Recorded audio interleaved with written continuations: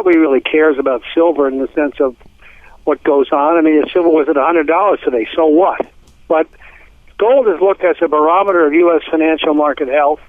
And every time it goes up, it's bad. It's why they rig the price. I mean, it's bad for Wall Street, it's bad for the politicians, it's bad for incumbents.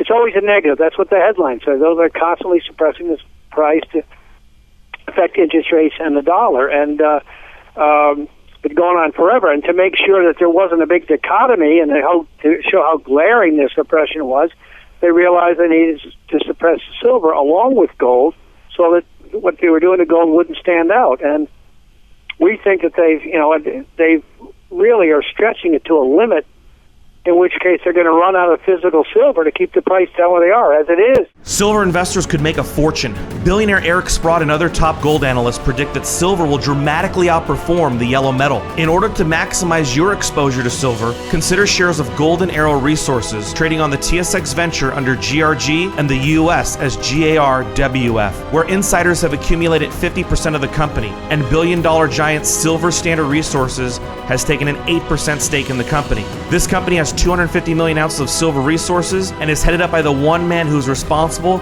for the largest silver deposit discovery in history. Learn more at crushthestreet.com/silver100.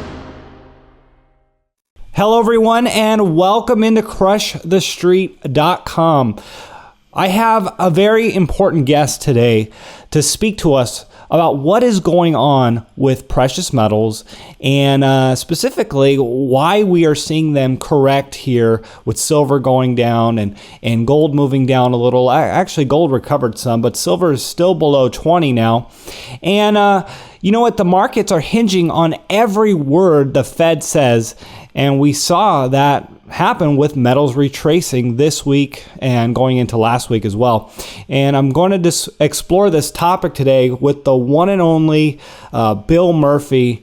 And after we discuss interest rates, we're going to be discussing the Achilles heel of the gold cartel. And I can't wait to get into it with him, Bill Murphy of GATA, and also Le Metropole Cafe, the founder of Le Metropole Cafe. Bill Murphy, thanks for joining me. Great to be here, Kenneth. Thanks for having me. Bill, let's start off with what we've seen in interest rates. We have a situation here where central banks are dumping long-term bonds to get higher interest rates and spoofing the markets into believing that there might actually be a rate hike. And we are seeing sharp spikes in the interest rates without them actually having to raise them. We've seen basically them rise by 25 basis points. What are your initial thoughts on this? Yes, Kenneth. They've been going up recently here, the 10-year notes. It's back above 1.7, 1.74, and the LIBOR rate's gone up, and other interest rates over the world have gone up, and it spooked the markets a little bit. And then we've had this ad nauseum talk a week from today about what the Fed's going to do, and I mean, it's just going on forever. I mean, truly about nothing, and yet to the markets, it's a big deal. I understand that. But jeepers, criminy, a quarter point, yes or no? If we were talking about this subject 3 or 4 years ago, we'd be laughing about an interest rate that is so low and how it spooks the market and what this gold cartel, as GATA would call it, how they go into action. I mean, it's just ridiculous. I mean, it's... but that's my own opinion, but we have to deal with it, and other market participants are reacting to it. So it's just hard for me to imagine, knowing the establishment wants Hillary Clinton, that they would take a chance. We saw what could happen by raising interest rates, and I will have gotten, as will a lot of other people, that to me it's just not a chance in China that they could raise rates, but we'll see.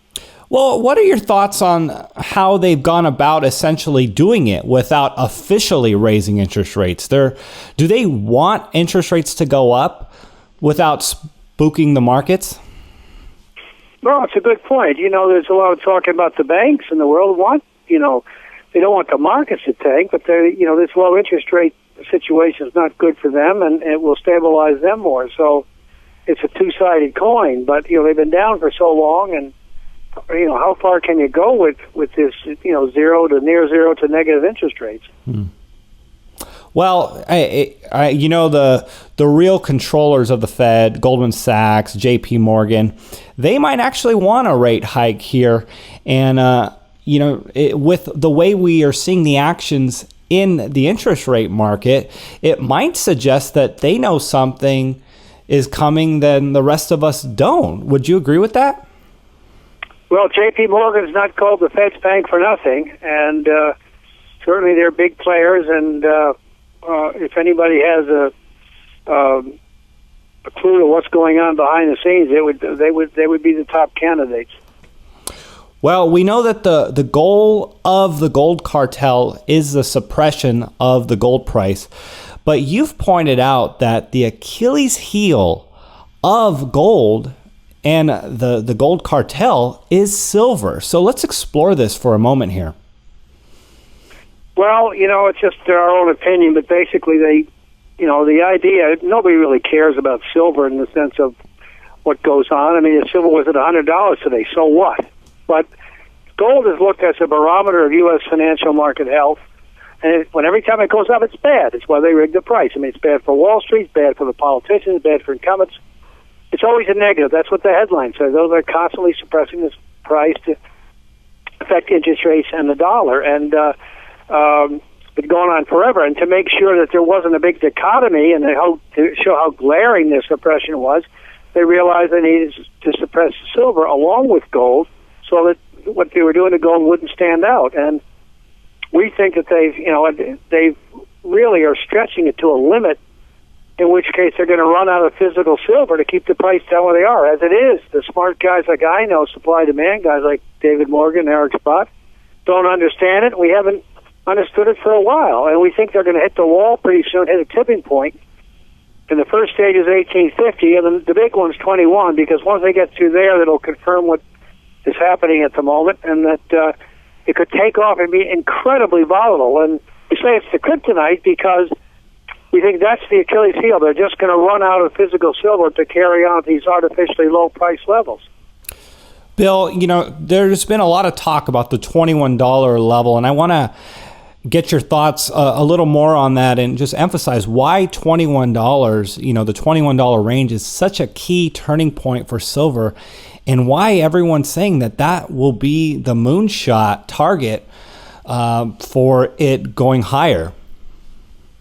Well, it's funny. It's been that way all year. With 1850 was the first big stop. That completed a major bottom. I mean, it's a huge bottom in silver, what J.P. Morgan and the other gold cartel sorts have done, they've created, and it took at 1850 and exploded up to 21 pretty quickly, and that technically is the next spot.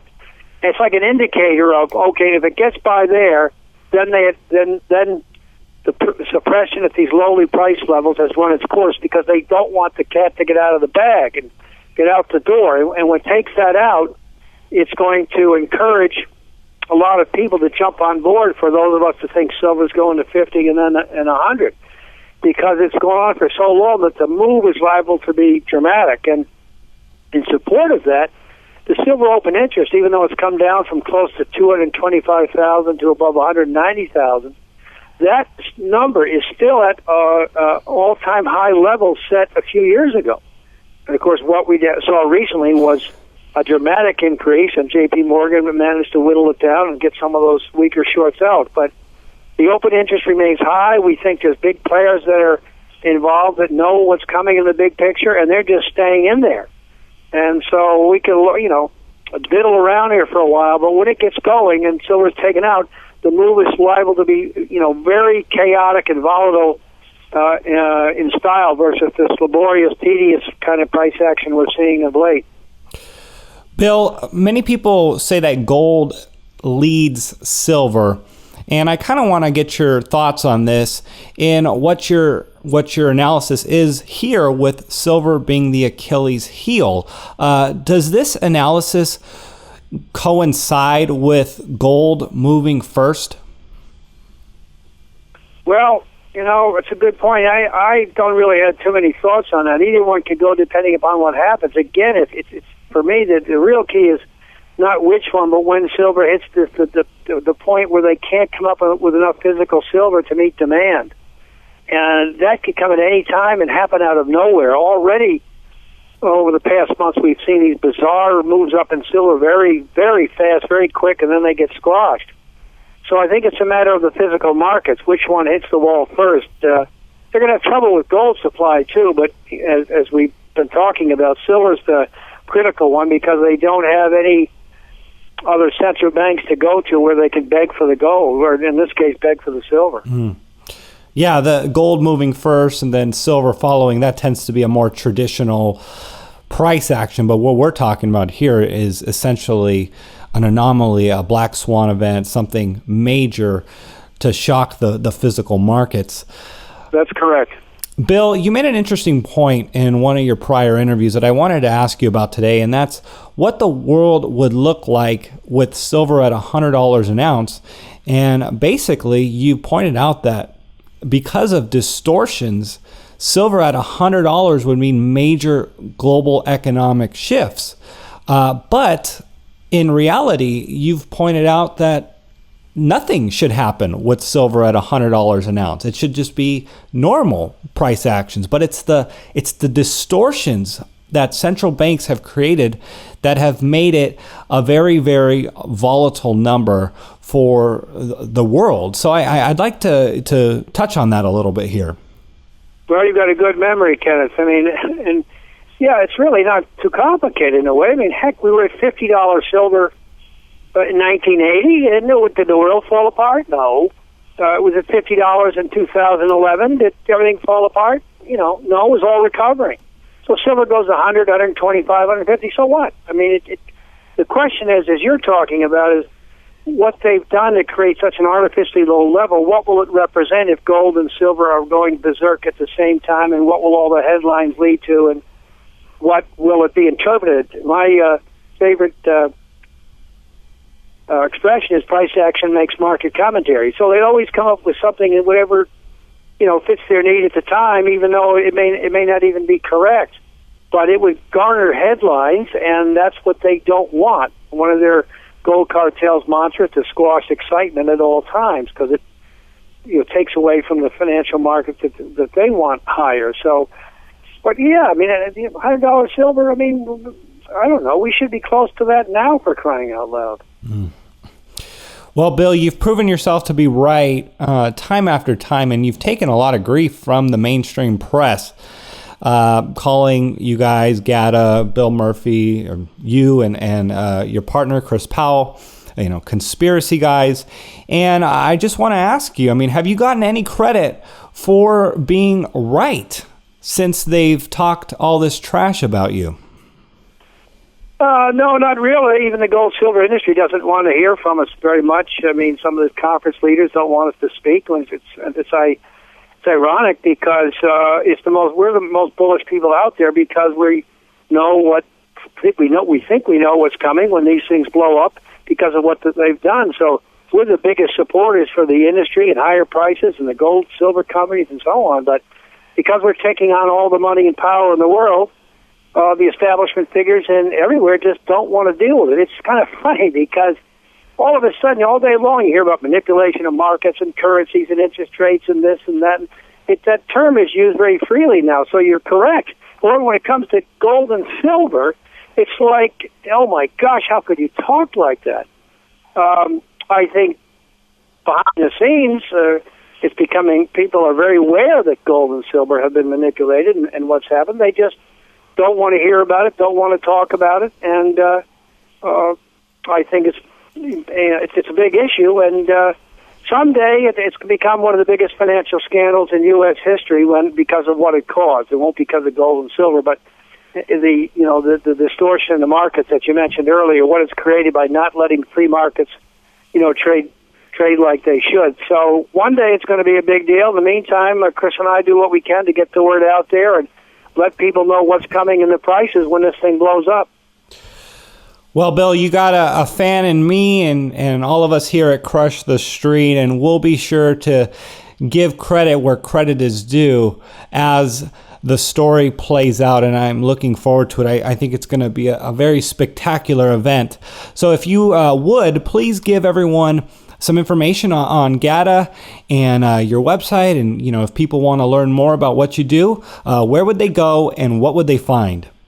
Sure. They can go to GATA.org and get on Chris Powell's list, and that's a freebie list. And Chris does a great job covering things. And I write my website is about the gold, silver markets and financial markets, LaMetropoleCafe.com. And anybody who's interested can sign up for a 2-week free trial and then sign up if they feel it is of value. So been doing it since early 1998 and had a great time doing it.